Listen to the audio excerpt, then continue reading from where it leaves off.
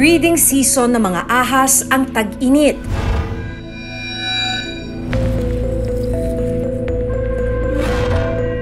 Kaya mas agresibo raw sila. Ang males, ang tendency din, courtship fight yan eh. So mas matapang sila. Females, if ever, fertilized na sila at magsisimula ng mag-develop yung itlog doon sa loob ng body system nila. Mas matapang din sila kasi they tend to be protective. Sa ilang pagkakataon, nakakaengkwentro sila ng mga tao. Pwede sanang maagapan ang pagkakatuklaw ng ahas, pero dahil na rin sa layo ng ospital o minsan sa kakulangan ng anti-venom, may mga engkwentrong nauuwi sa kamatayan. Ngayong tag-init na at meron pa ring pandemya, paano mapipigilan ang mga kaso ng pagkamatay dahil sa kamandag ng ahas?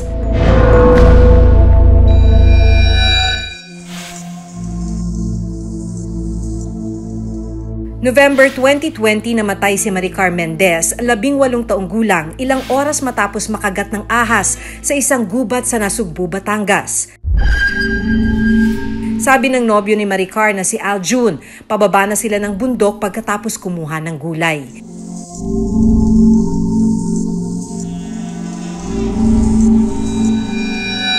Ilang sandali pa,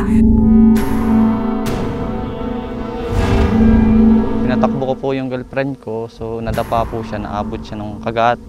Tapos namakagat po siya, una sa may sakong lang po. Pangalawa pong kagat ng ahas doon sa may hita. Tapos po namakagat siya sa may hita. Saka ko pa lang po siya nataga. Matapos hulihin at tagain ni Aljun ang ahas, pinugutan pa niya ito ng ulo. Bumitaw na po yung ahas. Kagad ko pong tinalian yung kanyang may hita at humingi po ako ng tulong. Nilaksan ko na yung loob ko para lang talaga mapatay din yung ahas na yan kasi napakalaki po niyan eh. Kung hindi po dahil dyan sa ahas na yan, baka po buhay pa siya ngayon.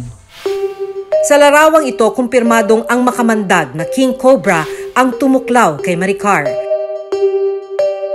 Dahil sa kumakalat na sakit na COVID-19, ayaw daw magpadala ni Maricar sa ospital.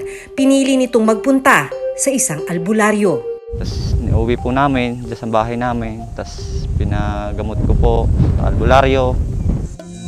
Sabi ng isang herpetologist, mabilis ang pagkalat ng kamandag ng cobra sa katawan ng isang tao. Neurotoxic siya, no? Ang bilis ng hirit niya sa nervous system, no? A victim can die within 13 minutes to 2 hours or minsan mas maiksi pa, like depende sa body build ng tao. Pag maliliit, tapos ang pagkakagat malalim, very concise, at maraming naipasok na venom sa kanya, mabilis siyang mamamatay.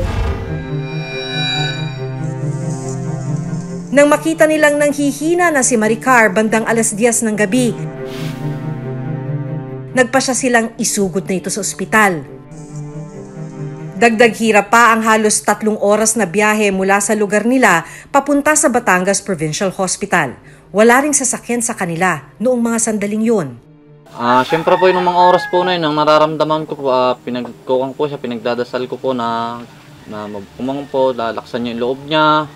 Sabi ko po, malapit na kami sa ospital, kaya niya yun kasi malakas naman po ang loob niya. Kasi panay lang po yung ungol niya na hindi gusto niya magsalita, na hindi na po niya masabi yung gusto niya sabihin. Pero hindi na naagapan ang kamandag at tuluyang namatay si Maricar. Nung dumating yung patient dito sa amin, ano na siya, dead on arrival na. Wala na siya talagang pulse, wala nang spontaneous respiration. Pagkita ko kagad, nag-comment nga ako kagad, sabi ko wala na to. Yun nga po, medyo masakit din yung nangyari. Kung sa kanya po, napatay ko yung ahas, kaso hindi ka naman po siya niligtas. Walang supply ng anti-venom para sa King Cobra sa Batangas Provincial Hospital noong mga sandaling yon. Kaya mahihirapan din talagang makasurvive ang sino mang makagat nito.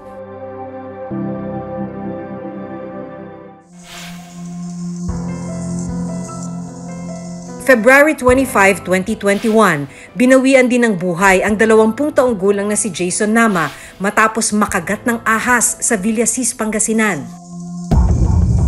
Nakatambay lang daw si Jason sa tabing kalsada kasama ang barkada nang bigla na lang lumabas ang isang ahas. Nakita po nila yung ahas, ma'am, na patawid daw sa kalsada. Kaya po nila nagsikuhan ng pamalo. Inakala raw nilang magbabarkada na patay na ang ahas, kaya hinawakan ito ni Jason. Pagkahawak po niyang ganun, natuklaw po yung kamay niya, tapos hindi niya po sinabi agad. Ang sabi niya po sa mga kasama niya na ano lang po ng pako. Ganito ang behavior ng ilang ahas kapag nahaharap sa panganib. Magpapatay-patayan sila hanggang sa makakuha sila ng tiyempo para umatake. Kaya huwag daw hahawakan ng ahas kahit na hindi na ito gumagalaw. Predators kasi yan, snakes would wait, and then right at the moment, they will play quiet, move less as possible. Tapos pag nandun na sila sa possession na sigurado sila sa conciseness ng attack, tsaka sila gagalaw. Ano lang po, ma'am, wala pa pong 1 oras, ma'am, nung pagkagat po niya, mga 30 minutes, sinabi niya pong namamanhid na yung katawan niya. Nawalan po siya ng malay, napahiga po sa kalsada. Yung mga kasama po niya, nataranta na po. Kaya kumuha ng mga tali, tapos dun po, habang tinatalian po, bumagsak na po yung katawan niya sa kalsada. Kaya po tinakbo nila agad sa ospital, ma'am. Base sa nangyari kay Jason na wala pang 30 minuto ay nakaramdam na ng pagmamanhid at nawala ng malay, kumpirmadong Philippine Cobra ang nakatuklaw sa kanya. Isinugod sa Ordonez Medical Hospital si Jason, pero huli na ang lahat. May anti-venom sila sa ospital? Opo, ma'am. May anti-venom po. Kahit sinaksakan naman po ng anti-venom, ma'am, nahuli na po yung anti-venom na sinaksak, ma'am, kasi wala na po siyang malay, ma'am, nung sinaksakan siya ng anti-venom. Posibleng nanggaling daw sa kanal ang kobrang kumagat kay Jason. Dahil madilim at tirahan ito ng mga daga na pagkain ng mga ahas, madalas pinupuntahan daw nila ito. Doon po sa silong ng kalsadang tinatambayan nila, may imbornal po doon na matagal na pong hindi naanuhan ng tubig, ma'am. Kaya ang ano po namin, doon po nanggaling yung asma. Sa barangay ninyo, siya ba yung unang natuklaw o nagkaroon na ng ibang mga insidente ng mga natutuklaw? Meron na pong natutuklaw, ma'am, pero hindi po sila naanuhan na buhay. Si Jason po, siya po yung pangalawang nakagat ng ahas dito sa amin na nawalan po ng buhay. The most fearsome group would be the cobras kasi they really attack. Umaatake yan Matapang, aggressive. Usually, distinct yung yung itsura ng cobra Tapos yung ulo niya, para siyang pango, no? Snub, mas maikli yung ulo niya sa normal or ordinary na snake. If you have a distance and you don't have a stick, run! Ganon. Payo ng eksperto, mahalagang madala agad sa ospital ang pasyente kapag nakagat ng ahas. Cobra venom usually attacks nerve tissues also. Mas siya sa nervous system. So pag na-atake na yung nervous system, kaya nagkakaroon ng tingling feeling, tapos parang numbness, tapos usually nagkakaroon na rin ng wrong control of metabolic processes, kaya nagkakaroon ng temperature drop. Bumababa yung temperature, nilalamig, ganyan, at nagkakaroon ng parang paralysis dun sa area. Sabi ng spokesperson ng San Lazaro Hospital na pangunahing takbuhan ng mga nakagat ng ahas, may mga pasyente silang dinadala muna sa albularyo bago isugod sa ospital. Como nakikita pa po namin ngayon sa mga natuklaw, hinihiwa po at sinisipsip ang kamandag. Okay. Yung maliit na fang marks po, no? Yung sa sa ngipin ng ahas. Hiniwa po nila, may natamaang ugat.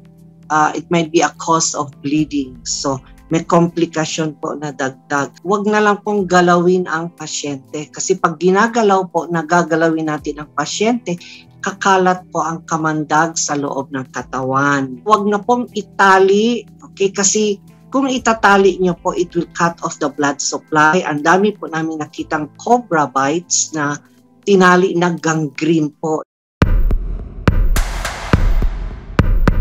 Pero sa panahon ngayon na punuan ng mga ospital dahil sa COVID-19, paano nga ba matutugunan ang iba pang mga emergency cases tulad ng mga nakagat ng makamandag na ahas? Ang San Lazaro Hospital aminadong matinding hamon ito sa kanila. Dapat daw ay nasa ICU o intensive care unit ang mga nakagat ng ahas, pero dahil nakalaan na ito sa COVID-19 patients, hindi nila ito magawa.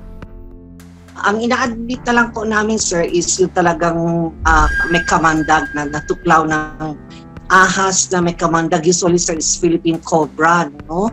Pero ang nursing care po na ideal sa ICU, hindi po maibibigay dahil syempre, sir, nandun yung mga COVID patients. Ito sa satellite ICU na lang po sila. Anti-venom ang pangontra sa kamandag ng cobra. Pero para magawa ito, kailangan munang kunin ang kamandag mula mismo sa ahas. Sa isang farm ng RITM sa Los Baños, Laguna, nag-e-extract ng venom mula sa Philippine cobra. Kung sa mahirap, sir, talagang napakahirap po. Medyo mahirap po kasi unang-una po, hindi po pwede maging isang venom extractor ang isang tao kung wala siyang mahabang pagsasanay sa paghawak ng cobra. Kasi delikado nga po. Sa ngayon, kulang ang supply ng anti-venom sa bansa.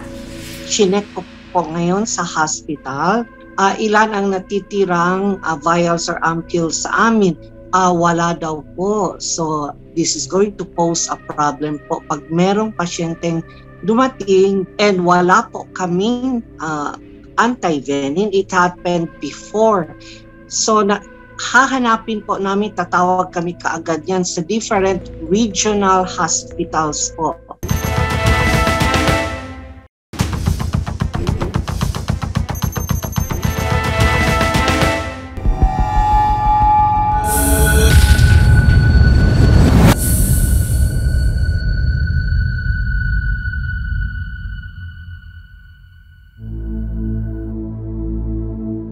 Sa farm ng Research Institute for Tropical Medicine o RITM, ginagawa ang mga antivenom para sa kagat ng Philippine cobra. Kaisa-isa itong ganitong pasilidad dito sa Pilipinas. Para makagawa ng antivenom, kailangan makakuha ng kamandag mula sa mga Philippine cobra. Si Ariel Picunio, 49 na taong gulang, isa sa mga snake venom extractor sa RITM. 4 na taon na siyang nagtatrabaho bilang venom extractor. Kailangan ng mahabang pagsasanay para matuto sa paghawak ng cobra. Kahit si Ariel, na 4 na taon nang ginagawa ito, doble ingat pa rin tuwing ginagawa ang trabaho. Kung sa mahirap, sir, talagang napakahirap po. Medyo mahirap po kasi unang-una po, hindi po pwede maging isang venom extractor ang isang tao kung hindi talaga wala siyang mahabang pagsasanay sa paghawak ng cobra. Kasi delikado nga po. Ang ginagawa po naming pag-extract ng venom, isang beses lang po sa isang taon. Ito po ay kinukuha sa Bicol, sa Kamsur. Sinisigurado muna nilang kumpleto sa protective equipment ang hahawak sa mga cobra. Kinukuhanan po ng timbang, kinukuhanan ng sukat, yung lapad ng cobra para ma-identify po siya na talagang venomous po siya. Mula sa kulungan ay maingat na ilalabas ang mga ahas. Hahawakan sa ulo at papakagatin sa isang tube para lumabas ang kamandag. Pagkatapos makolekta ang kamandag, ibabalik na sa kulungan ang mga ahas.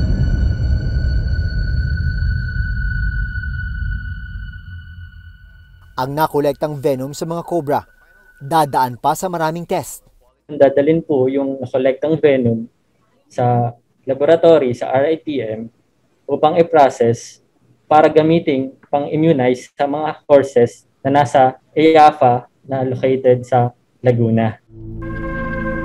Pagkatapos ng mga test sa nakolektang kamandag, ituturok naman ito sa mga kabayo para sa animal immunization. Kaya raw kasi ng katawan ng kabayo ang high doses ng toxin o venom.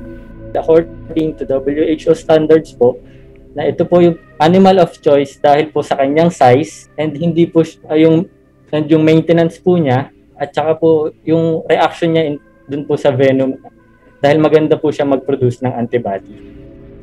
Matapos makolekta ang dugo mula sa kabayo, dadaan pa ito sa antibody purification, sa concentration of antibody, bago maging Purified Cobra Antivenom o PCAV.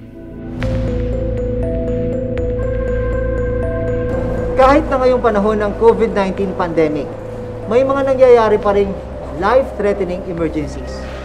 Isa sa mga uri ng emergency, lalo na ngayong tag-init, ang mga nakakagat ng cobra. Ang Philippine Cobra, ang isa sa pinakamakamandag na ahas sa buong mundo. Mula sa kamandag ng Philippine Cobra, nakakagawa ng anti-venom ang RITM o pangontra sa kamandag. Pero paano kung ibang species ng cobra ang nakatuklaw sa iyo? Gaya ng King Cobra na nakatuklaw at nakapatay kay Maricar sa Batangas. Sabi ng RITM, wala tayong supply niyan sa Pilipinas. Mahalagang magkaroon tayo ng sapat na supply ng anti-venom, sabi ng San Lazaro Hospital, ang pangunahing takbuhan ng mga snakebite victims. Noong 2018, 430 ang na-admit sa kanila dahil sa kagat ng ahas. Noong 2019, 352.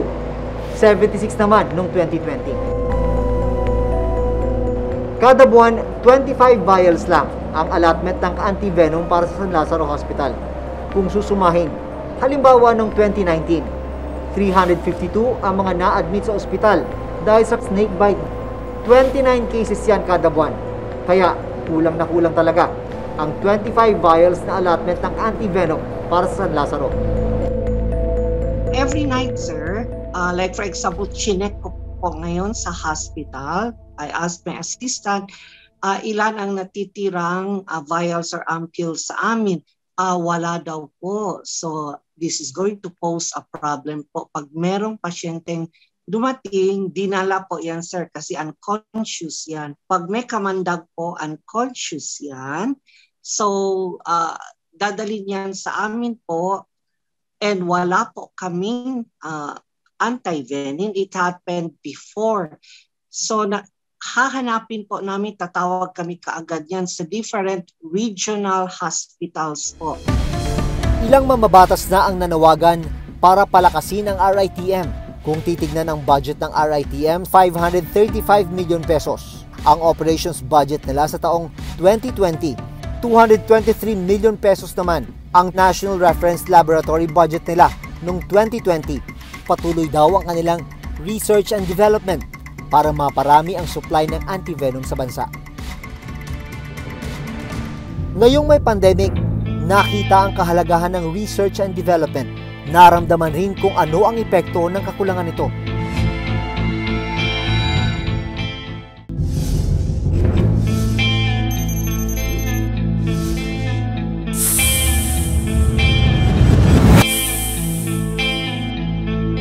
Ngayong may pandemic, nakita ang kahalagahan ng research and development. Naramdaman rin kung ano ang epekto ng kakulangan nito. Dapat lang na mabigyan ito ng prioridad dahil ang bawat bagong gamot o treatment gaya ng antivenom, buhay ang pwedeng maisalba. Hanggang sa susunod na Huwebes, ako si Maki Pulido. Ako si Jun Veneracion at ito nakatala sa aming Reporter's Notebook.